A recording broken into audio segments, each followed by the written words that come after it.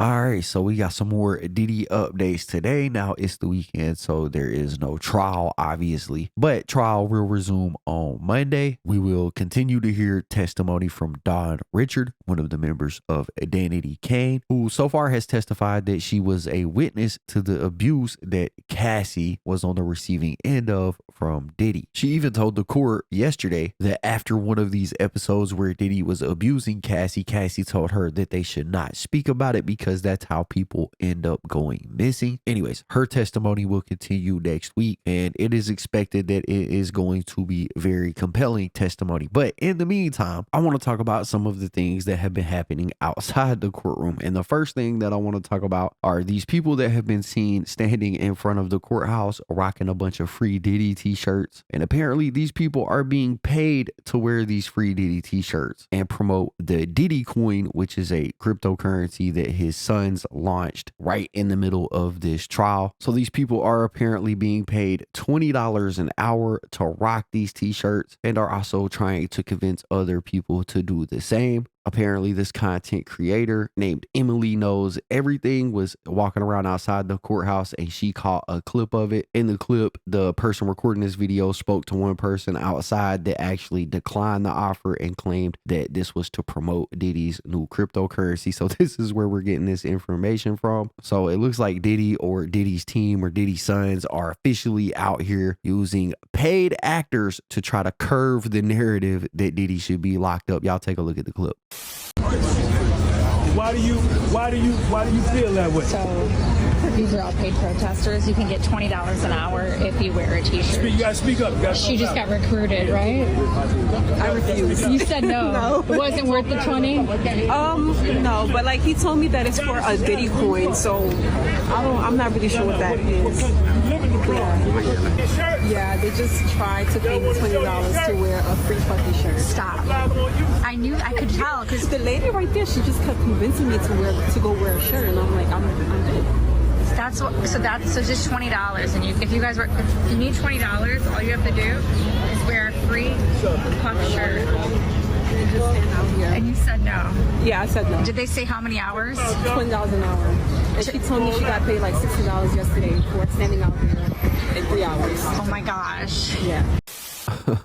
Absolutely baffling behavior, if I must say so myself. But I also need to add, I don't think Diddy is the one doing this. I think this is probably Diddy's sons or somebody on Diddy's team hiring an organization to make this happen. Either way, it's still pretty ridiculous because I highly doubt that this in any way is going to shape the jury's mindset on this trial or influence the outcome of it. But I mean, A for effort, they're trying. So moving right along, it has also been announced that Cassie's mother is expected to testify during Diddy's trial at some point. Some people are saying next week, but it really just depends on how the questioning of all the other witnesses go. We still got to hear everything from Don Richard, but Cassie's mom is set to take the stand and testify against Diddy in this trial. We heard last week Cassie say that at some point Diddy actually went to Cassie's mother's house to have conversations with her after Cassie told her mom about the abuse that she was suffering. She didn't say what their conversation was about. In fact, she said that she wasn't there and present for all of the conversations. So there was some conversations that happened between Diddy and Cassie's mom that we don't know the context to. I do expect that when Cassie's mother gets on the stand, she is probably going to divulge the details of their conversations. She's probably going to describe the way that Diddy was acting, if he was trying to intimidate her in any way at all. That will probably end up being some pretty good testimony coming from Cassie's mom, so we can expect to see that. Like I said, some people are saying as soon as next week. Her cross-examination may not go so well either because Diddy's defense can easily bring up things like the fact that Cassie's mother allowed her to date Ryan Leslie when Cassie was much younger. I think Ryan Leslie was 10 years older than her at the time. They very well may bring that up. Either way, it'll be interesting testimony, but Cassie's mom is not the only witness that has been announced. We are also going to see James Cruz testify. Remember, Diddy is facing RICO charges, which means he used his his organization to facilitate, prepare, and conduct all of this weird behavior that he has been charged with. James Cruz is a high-ranking executive at Bad Boy Records. He also served as Cassie's manager during her time with the label. Remember, Cassie said that at one point she was talking with James and he told her that he felt like he was doing his job with one hand tied behind his back because everything related to Cassie had to go through Diddy first, kind of implying that Diddy maintained like an ultimate control over Cassie's career decisions. His testimony can shed light on the dynamics within Bad Boy Records and how Diddy's control may have impacted the careers of artists like Cassie under his label, or how his treatment of her differed from the other artists on his labels, right? James was an integral part of Diddy's operation, and Diddy is charged with RICO. So in exchange for James's testimony, it's pretty much assumed that he must have been given some type of immunity deal so that whatever he says can't be used against him in exchange for him basically telling on Diddy, right? So we can look forward to seeing that. Also, I want to hit on the fact that it does kind of feel like Diddy has been working his way towards fighting for a mistrial in this case, right? They tried to keep Cassie up on that stand as long as possible, knowing that she is super pregnant. Diddy's team has, in my opinion, not done the best job combating what the prosecution has done.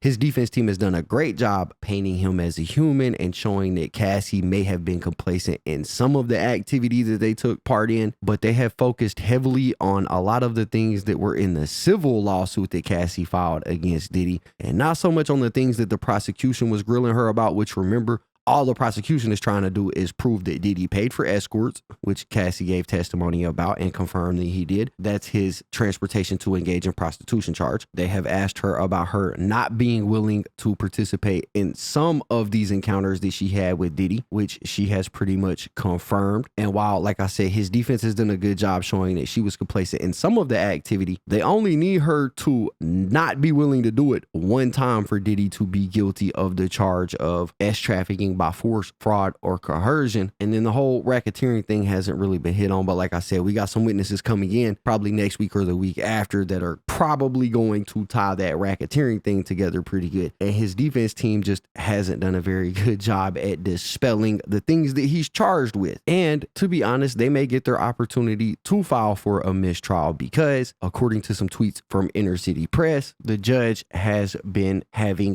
behind the door closed to the public meetings with the lawyers in this case, some of the time without a court reporter. We got this tweet right here where the judge said, "So that's it. I'll have a word in the robing room with Miss Comey and Mr. Agnafilo. I don't need a court reporter." And like my girl BJ Investigate said, Judge Submaranian in the Diddy trial is doing a lot of sneaky backroom talks. I think he's treading a dangerous line of unconstitutionality and putting the case at risk for mistrial. Trials are public for a reason. Hope he gets the memo soon. And she was spitting facts right there. She also added this, saying super sneaky secret meetings and off the docket filings are becoming the norm in the Diddy trial. And like I said, I feel like she is spitting facts right there. The judge is opening the door for Diddy to call into question what's happening in these closed door meetings. And I do assume at some point they may file for a mistrial because of things like this. Now, whether or not a mistrial will be granted, I mean, there's really no way to know,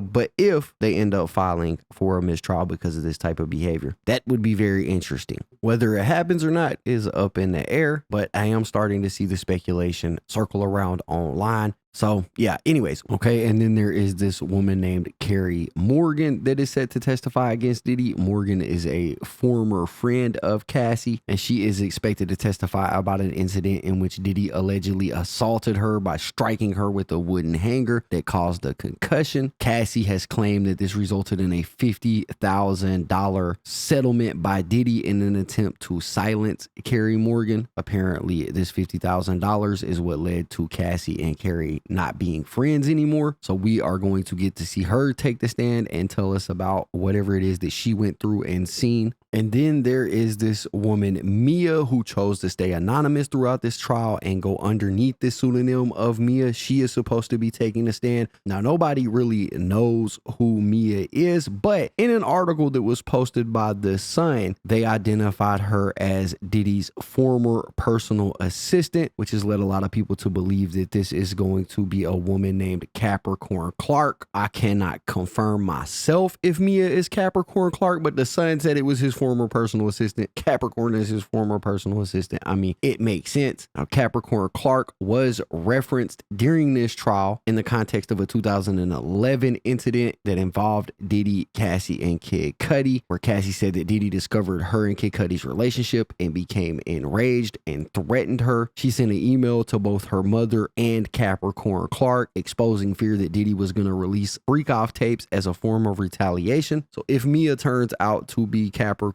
Clark, there will be some very, very interesting testimony given right there, because she was his right hand for a long time. I guess he could have had more than one personal assistant, but if it walks like a duck and quacks like a duck, it's probably a duck, right? So you got people saying that Mia is Capricorn. We'll just have to wait and see if that is the truth. But we got this Mia woman. She's going to give testimony. And if Mia is indeed Capricorn Clark, then some of her testimony may also help tie together some of the RICO charges that the federal government has put against Diddy. Apparently, this Mia chick also was forced by Diddy to participate in sexual acts at some point in time. So it'll be her testimony plus Cassie's testimony saying that he forced and coerced them. So we would just have to wait and see what all of that looks like once she gets on a stand. With that, that's what we got for this video. It's just a quick little video update for you guys. And of course, y'all got to let me know what y'all think about this in the comments. Bro, don't forget to hit the like button. Subscribe to the channel if you aren't subscribed. I am working like a dog to get these videos out to y'all and keep everybody updated. So hit the like button,